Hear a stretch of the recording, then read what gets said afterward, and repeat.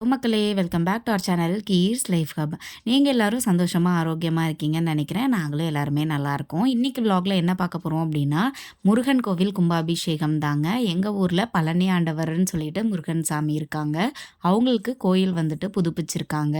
கும்பாபிஷேகம் வந்து 5ஆம் தேதி. ஸோ 4ஆம் தேதி 5ஆம் தேதியோட வீடியோஸ் தான் நான் இதில் வந்து உங்களுக்கு காமிச்சிருக்கேன். இது வந்துட்டு 4ஆம் தேதி அன்னைக்கு நைட் எடுத்தது. சாமி எல்லாமே வந்துட்டு எடுத்திருப்பாங்க இல்லைங்களா, பாலாலயம் பண்ணுறக்கு. அதை எடுத்ததுக்கப்புறமா திருப்பியும் கும்பாபிஷேகத்துக்கு முன்னாடி வந்துட்டு பூஜையெல்லாம் பண்ணி எந்தெந்த இடத்துல இருக்கணுமோ அங்கே வந்துட்டு சாமி வைப்பாங்க. ஸோ அது ப்ராசஸ்லாம் முடிச்சிட்டாங்க. நைட் வந்து அதுதான் பண்ணியிருந்தாங்க.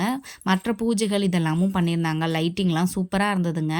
அதே மாதிரி எங்கள் ஊரில் நிறைய மக்கள் வந்துட்டு வெளியே ஊருக்கு போயிட்டாங்க. ஏன்னா இது ரொம்ப வில்லேஜாக இருக்குன்னு சொல்லிட்டு நாளடைவில் எவல்யூஷன் ஆக ஆக எல்லாருமே வந்துட்டு கொஞ்சம் வெளியே போயிட்டாங்க. ஸோ வந்து இந்த விசேஷத்தப்போ நிறைய பேர்த்த நான் சின்ன வயசுலேருந்து அதே ஊரில் வளர்ந்ததுனால நிறைய பேர்த்த பார்க்க முடிஞ்சது எனக்கு ரொம்ப சந்தோஷமாக இருந்துச்சு. அப்பா வந்துட்டு பாப்பாவை வச்சுட்டு அவளை என்டர்டெயின் பண்ணிகிட்டு இருந்தாங்க. அவள் வந்து கொஞ்சம் நைட் ஆனாலே கொஞ்சம் அழுதுட்டுருப்பா. ஸோ வந்து சரி சாப்பிட போகலான்னு சொல்லி தான் போயிருந்தோங்க. ஆக்சுவலாக கும்பாபிஷேகத்துக்கு முன்னாடி நாள், அதாவது 4ஆம் தேதி அன்னைக்கு சனிக்கிழமை அன்னைக்கு நைட் வந்துட்டு கும்மி ஆட்டம் தான் ரெடி பண்ணியிருந்தாங்க. எல்லாருமே வெயிட் பண்ணிட்டு இருந்தாங்க. அதுக்குள்ளே நம்ம போய் சாப்பிட்டுட்டு இருந்தலாம்னு சொல்லிட்டு போய் சாப்பிட்டோம். புளி சாப்பாடும் தயிர் தாங்க போட்டிருந்தாங்க. அதே மாதிரி அரிசியும் பருப்பு சாப்பாடும் போட்டிருந்தாங்க. வெள்ளிக்கும்மி ஆட்டத்தோட வீடியோ இதுதாங்க.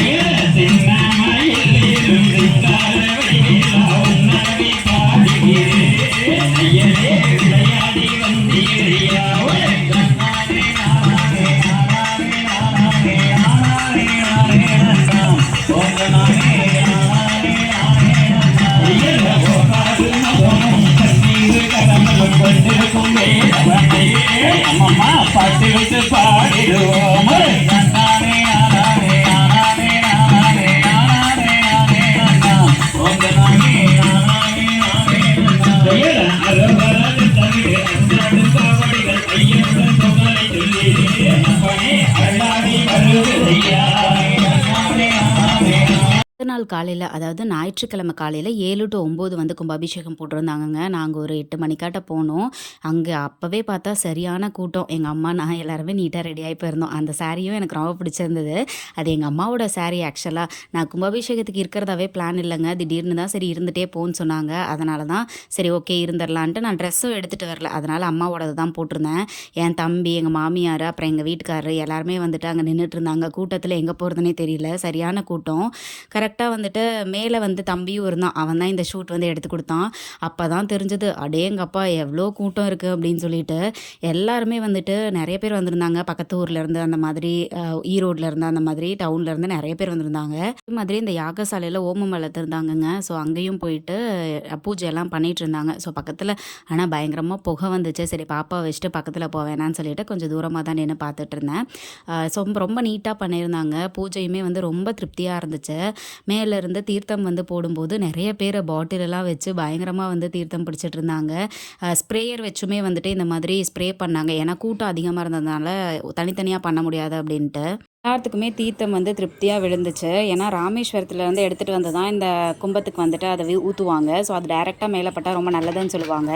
ஸோ வந்து நாங்கள் அந்த மேலே ஊற்றுறதுக்கு பக்கத்துலேயே கீழே நின்றுட்டு இருந்தோம். ஸோ வந்து எல்லாத்துக்குமே நல்லபடியாக பட்டுச்சு. அதே மாதிரி இந்த மாதிரி ஸ்ப்ரே பண்ணிகிட்டு இருந்தாங்க. பாட்டில்லாம் நிறைய பேர் வந்துட்டு பாட்டில் வச்சு எனக்கு வீட்டுக்கு கொண்டு போகணும் கொடுங்கன்னு சொல்லிட்டு நிறைய பேர் வந்து பிடிச்சிட்டு இருந்தாங்க. பாருங்கள் எவ்வளோ பேர் பிடிக்கிறாங்கன்னு சொல்லிட்டு.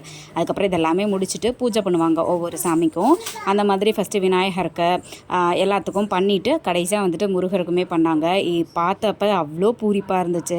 அந்த தீர்த்தம் வந்து முருகருக்கு ஊற்றி அபிஷேகம் பண்ணுறப்ப எப்பப்பா இதுவே போதுண்டா அப்படின்ற மாதிரி இருந்துச்சு. அதே மாதிரி இந்த தீபாராதனையுமே வந்து சூப்பராக பார்த்தோம். உங்களுக்குமே வந்து நீங்கள் என்ன வேணுமோ வேண்டிக்கோங்க, எல்லாமே உங்கள் வாழ்க்கையில் நடக்கும். முருகர் பக்தர்கள் நிறையா இருப்பீங்க. கண்டிப்பாக இந்த vlog உங்களுக்கு ரொம்ப பிடிச்சிருக்கும்னு நினைக்கிறேன். வீட்டுக்கும் நிறைய ரிலேட்டிவ்ஸ் வந்துருந்தாங்க. அவங்களெல்லாம் சென்ட் ஆஃப் பண்ணிவிட்டு நாங்களும் கிளம்பிட்டோம். இந்த மாதிரி யூஸ்ஃபுல்லான vlogsக்கு என்ன சப்ஸ்கிரைப் பண்ணிக்கோங்க. Tata by.